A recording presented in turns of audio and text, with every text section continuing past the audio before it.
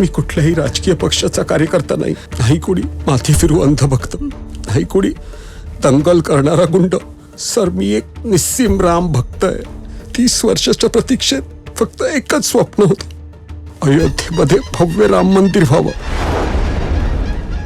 आज आपण सर्वजण श्री राम मंदिराच्या दर्शनासाठी अयोध्या वारीच्या निमित्ताने भेटलेलो आहोत. जसा एक वारकरी पंढरीची आषाढीची वारी भक्तिभावाने विठ्ठल नामात तल्लीन होऊन करतो, तशीच आपली ही अयोध्याची वारी व्हावी अशी जगदंबे चरणी प्रार्थना.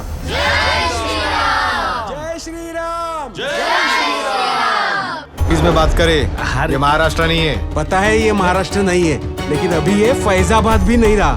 अभी ये अयोध्या है, अयोध्या. तमीज तुम संभालना. इथल्या मातीच्या प्रत्येक कणाकणात श्रीराम आहे, प्रत्येक नादात जय श्रीराम आहे, प्रत्येक घराघरात, प्रत्येक चराचरात, प्रत्येक श्वासात फक्त आणि फक्त श्रीराम आहे. आज आपल्या प्रयत्नामुळे आणि आग्रहामुळे आज आम्हाला रामलल्लाचं दर्शन घ्यायला मिळतं. मिशन अयोध्या सक्सेसफुल झालं म्हणायचं.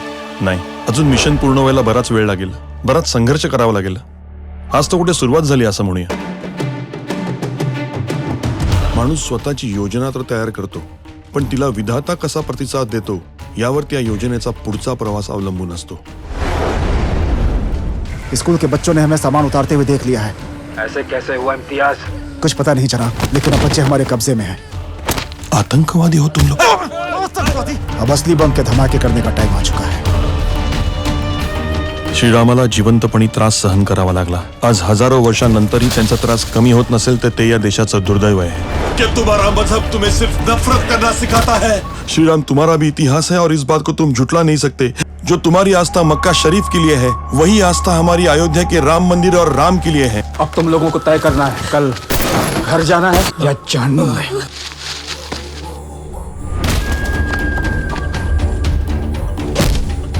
संभाजी पैदा होईल तो फक्त महाराष्ट्राच्या कुशीत आणि शिवरायांच्या मुशीतच. आपण सगळे भाग्यवान आहोत जे अभूतपूर्व इतिहासाचा भाग बनायची संधी आपल्याला मिळते. उद्या आपलं मिशन सुद्धा हीच मुलं पुढे नेणार आहेत. त्यामुळे काहीही झालं तरी ही मुलं वाचायलाच पाहिजेत. जय श्रीराम.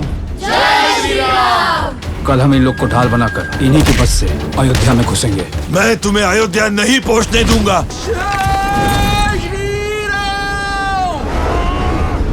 कशामुळे माणूस स्वतः मरायला आणि दुसऱ्याला मारायला प्रवृत्त होतो? या प्रश्नाचं उत्तर देणं खूप कठीण आहे.